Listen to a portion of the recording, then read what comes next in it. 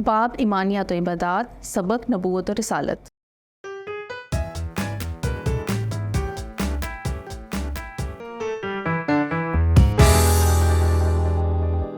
السلام علیکم عزیز طلباء و طالبات، میں آپ سب کو مون لائٹ انٹرنیشنل پبلشرز کے ڈیجیٹل ایکیڈیمک پلیٹ فارم پر خوش آمدید کہتی ہوں۔ آج ایمانیات و عبادات کا دوسرا سبق کا آغاز کرتے ہیں، جس کا نام ہے نبوت اور رسالت۔ جیسا کہ آپ جانتے ہیں کہ 5 عقائد میں جہاں ہم نے سب سے پہلے عقیدہ توحید کو پڑھا ہے، تو دوسرے نمبر پر عقیدہ نبوت اور رسالت آتا ہے۔ اللہ بزرگ و برتر نے انسان کو اس دنیا میں پیدا کرنے کے بعد جہاں اس کی جسمانی ضروریات کو پورا کرنے کے لیے ہوا، پانی اور سورج اور ہر طرح کی ضروریات کو پورا کرنے کے لیے ہر چیز کو تخلیق کیا ہے، اس کائنات کی ہر چیز انسان کی ضرورت کے تحت پیدا کی گئی ہے، تو انسان کو وہ بھلا کیسے روحانی طور پر اس کی اخلاقی تربیت کے لیے کیسے تنہا چھوڑ سکتا تھا؟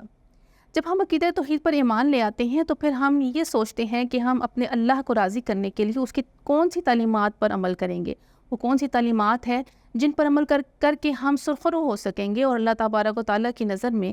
ایک کامیاب انسان بن سکتے ہیں۔ تو اس چیز کو، اس راستے کو دکھانے کے لیے، وہ تعلیمات پیش کرنے کے لیے اللہ تعالیٰ نے انسانوں کے لیے ایک ذریعہ بھیجا۔ انسان اور اللہ کے درمیان میں ایک رابطے کا ذریعہ جو ہے وہ نبی اور رسول کو بنا کر بھیجا۔ نبی کا مطلب ہے خبر پہنچانے والا اور رسول کا مطلب ہے پیغام پہنچانے والا۔ نبی اور رسول میں فرق ہے۔ نبی کا معنی ہے کہ نبی جو ہے وہ اپنے سے قبل آنے والے رسول کی شریعت کو ہی لے کر چلتا ہے، اس کو کوئی نئی شریعت نہیں دی جاتی، جبکہ رسول جو ہے اس کو ایک نئی شریعت دی جاتی ہے۔ جیسے کہ آپ کو معلوم ہے کہ حضرت موسیٰ علیہ السلام کو تورات کی صورت میں نئی شریعت دی گئی، حضرت داؤد علیہ السلام کو زبور کی صورت میں، اور حضرت عیسیٰ علیہ السلام کو انجیل کی صورت میں، اور نبی اکرم محمد مصطفیٰ صلی اللہ علیہ وآلہ وسلم قرآن پاک کی صورت میں ایک نئی شریعت دی گئی۔ نئی شریعت دینے کا مقصد یہ ہوتا تھا کہ جب ایک دور بدل جاتا ہے، ایک وقت گزر جاتا ہے، نئے دور کے نئے تقاضے آ جاتے تھے، تو شریعت میں تبدیلی بھی مقصود ہوتی تھی۔ لیکن تمام شریعتیں، تمام انبیاء کرام کی شریعتیں، ان کا بیسک جو توحید جو تھی وہ ان کی تعلیم رہی تھی، ان کی تعلیمات کی بنیاد جو ہے وہ عقیدہ توحید رہا ہے، لیکن ان کے دور کے حساب سے کچھ چیزیں جو ہیں وہ بدلتی رہیں، اس لیے نئی شریعت کی ضرورت پیش آتی تھی۔ اللہ تعالیٰ نے انسانوں کی رہنمائی کے لیے، ان کی اخلاقی روحانی تربیت کرنے کے لیے جن مقرب اور برگزیدہ ہستیوں کو چنا، ان کو اصطلاحاً نبی اور رسول کہا جاتا ہے۔ سورہ فاطر میں اللہ تعالیٰ ارشاد فرماتا ہے کہ کوئی امت نہیں گزری کہ جس میں کوئی ہدایت دینے والا نہ گزر چکا ہو۔ اسی طرح سورۃ ابراہیم میں اللہ تعالیٰ ارشاد فرماتا ہے کہ اللہ تعالیٰ نے ہر نبی کو ایک اس کی قوم کے پاس اس کی زبان کے ساتھ بھیجا ہے تاکہ وہ پیغام حق کو واضح کر کے ان کے سامنے بیان کر سکیں۔ تو اللہ تعالیٰ نے جتنے بھی انبیاء کرام بھیجے، حضرت آدم علیہ السلام سے لے کر حضرت محمد مصطفیٰ صلی اللہ علیہ وآلہ وسلم تک، تقریباً 1,24,000 انبیاء کرام جو ہیں وہ اس دنیا میں مبعوث کیے گئے۔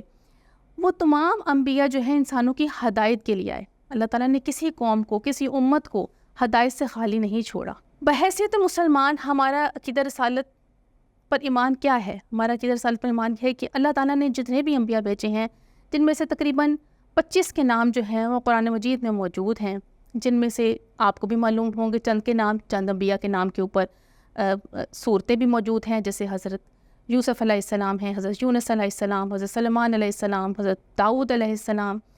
حضرت ایوب علیہ السلام، حضرت یعقوب علیہ السلام، حضرت زکریا علیہ السلام، حضرت عیسیٰ، حضرت موسیٰ علیہ السلام۔ بہت سارے انبیاء جو ہیں جن کا قرآن مجید میں یعنی تقریباً کم و بیش جو ہیں وہ 25 کا ذکر کیا گیا ہے۔ تو جن کے نام قرآن مجید میں موجود ہیں ان پر نام بنام ایمان لانا، اور جن کے نام موجود نہیں ہیں ان کا اجمالی طور پر ان پر ایمان لانا لازم ہے کہ وہ سب اللہ کی طرف سے بھیجے گئے نیک اور برگزیدہ بندے تھے۔ انہوں نے اللہ کی طرف سے دیا گیا پیغام حق براہ راست لوگوں تک ٹھیک طریقے سے پہنچایا، اور اب نبی اکرم محمد مصطفیٰ صلی اللہ علیہ وآلہ وسلم جو ہیں وہ اللہ تعالیٰ کے آخری نبی ہیں، اور ان پر ایمان لانا ہم پر لازم ہے۔ شریعتوں پر، پچھلی شریعتوں پر عمل کرنا ہم پر لازم نہیں ہے، پچھلے انبیاء کی لائی ہوئی تعلیمات پر عمل کرنا ہم پر لازم نہیں ہے، صرف یہ اجمالی ایمان لانا لازم ہے کہ وہ شریعتیں اللہ کی طرف سے تھی، انہوں نے صحیح پیغام صحیح طریقے سے اللہ کے حکم تک اپنے بندوں تک پہنچایا۔ سورہ کہف میں ارشاد ہوتا ہے کہ ہم نے رسولوں کو نہیں بھیجا مگر خوشخبری سنانے والا اور ڈر سنا کر بھیجنے والا، یعنی تمام انبیاء کرام جو اس دنیا میں آئے وہ اللہ تعالیٰ کی طرف سے لوگوں کو نیک اعمال پر خوشخبری سنانے والے تھے، جنت کی بشارت دینے والے تھے، اور نافرمانی پر اللہ کی طرف سے سزا کا خوف دلانے والے تھے۔ مین مقصد ان کو دونوں کا یہی تھا کہ تمام انبیاء کرام نے اللہ تعالیٰ کا پیغام پہنچانے کے بعد لوگوں کو نیکی کی راہ پر چلانے کے لیے دو اقدامات کیے۔ ایک ان کو خوشخبری سنائی کہ جنت کی، کہ اگر تم اللہ کی طرف چلو گے، اللہ کی نبی کی شریعت کو قبول کرو گے، اس راستے پر چلو گے تو تمہیں جنت کی خوشخبری سنائی جاتی ہے، اور اگر تم راہ راست سے ہٹ جاؤ گے تو اللہ تعالیٰ کی طرف سے عذاب نازل ہوگا اور اس کا خوف ان کو دلایا جاتا۔ تو یہ تمام انبیاء جتنے بھی اللہ تعالیٰ نے مبعوث کیے ان سب نے راہ حق پر چلے، انہوں نے پیغام حق کو ٹھیک طریقے سے پہنچایا۔ یہ اجمالی تصور ہمیں، یہ اجمالی ایمان رکھنا ہے، جبکہ نبی اکرم صلی اللہ علیہ وآلہ وسلم کی شریعت پر عمل کرنا اور اس کو دل سے سمجھنا، ان کی اطاعت کرنا، یہ نبوت و رسالت کا آخری مرحلہ ہے، جس پر جو ہمارا عملی نمونہ ہے، جو ہم نے عملی نمونہ پیش کرنا ہے اپنی زندگی میں عقیدہ رسالت کے تقاضے کے طور پر۔